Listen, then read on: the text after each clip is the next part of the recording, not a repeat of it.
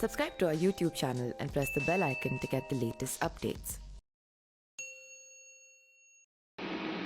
नमस्कार, मेरा नाम पिंटू सिंह यादव है और आप देखना शुरू कर चुके हैं न्यूज़ लाइव। दोस्तों, उत्तर प्रदेश की राजनीति में जिस तरीके से अखिलेश यादव, भारतीय जनता पार्टी और मायावती को लेकर लगातार चर्चा होती है, इस कड़ी में अब 2024 के चुनाव को लेकर इंडिया वर्सेस एनडीए जो चुनाव है वो करने का प्रयास किया जा रहा है और समाजवादी पार्टी जो है वो इंडिया के साथ है। इस कड़ी में उत्तर प्रदेश जो सबसे ज़्यादा लोकसभा सीटों वाला केंद्र है, वहां पर माना यह जा रहा है कि भाई बहुजन समाज पार्टी के साथ गठबंधन करेगी। अगर बहुजन समाज पार्टी इंडिया के साथ करेगी या फिर एनडीए के साथ रहेगी या फिर अकेले चुनावी मैदान में लड़ेगी, और अकेले लड़ेगी तो उसका असर विपक्षी दल यानी कि इंडिया को क्या पड़ेगा और भारतीय जनता पार्टी को क्या फायदा होगा, इसका लोग एनालाइजेशन कर रहे हैं। लेकिन इस कड़ी में मायावती को लेकर एक ऐसी चौंकाने वाली खबर आ गई है जो वाकई उत्तर प्रदेश की सियासत में एक नया भूचाल ला देगी। दरअसल बात करें तो आगामी लोकसभा चुनाव से पहले बहुजन समाज पार्टी की मायावती ने एक बार फिर चर्चा का केंद्र में आ गई हैं। दरअसल सियासी गलियारों में खबर है कि उठी है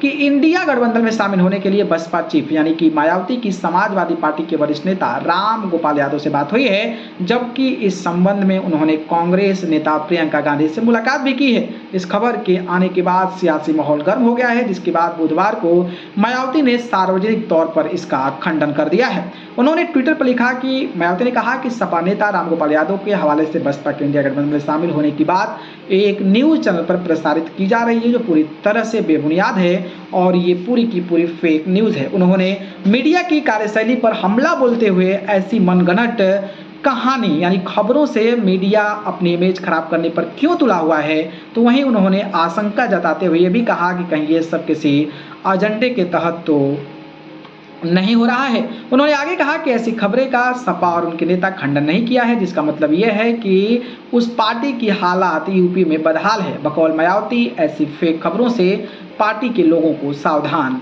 करना चाहती है। मालूम हो कि इससे पहले बहुजन समाज पार्टी की चीफ मायावती ने भाजपा, एनडीए और विपक्षी गठबंधन इंडिया में से किसी के साथ भी नहीं देने के साफ संकेत दिए हुए थे। कहा था कि दोनों ही बहुजन समाज पार्टी को तोड़ने में व्यस्त है, लिहाजा उनसे दूरी बनाए रखना ही बेहतर है। मायावती ने बसपा के वरिष्ठ पदाधिकारियों के साथ बैठक में गठबंधन को लेकर पार्टी के इतिहास का जिक्र करते हुए कहा कि गठबंधनों से भाजपा को फायदा के बजाय नुकसान ही हुआ है। उन्होंने कहा कि एनडीए और विपक्षी गठबंधन अगले चुनाव में जीत के दावे कर रहा है, मगर सत्ता में आने के इन दोनों के ज्यादातर वायदे खोखले ही साबित होते हैं। तो कुछ इस तरीके से मायावती ने जो राम गोपाल यादव और प्रियंका गांधी से मुलाकात की खबरें चल रही थी उस पर अपना पक्ष रखा है। बाकी इस पर अपनी राय बताइए।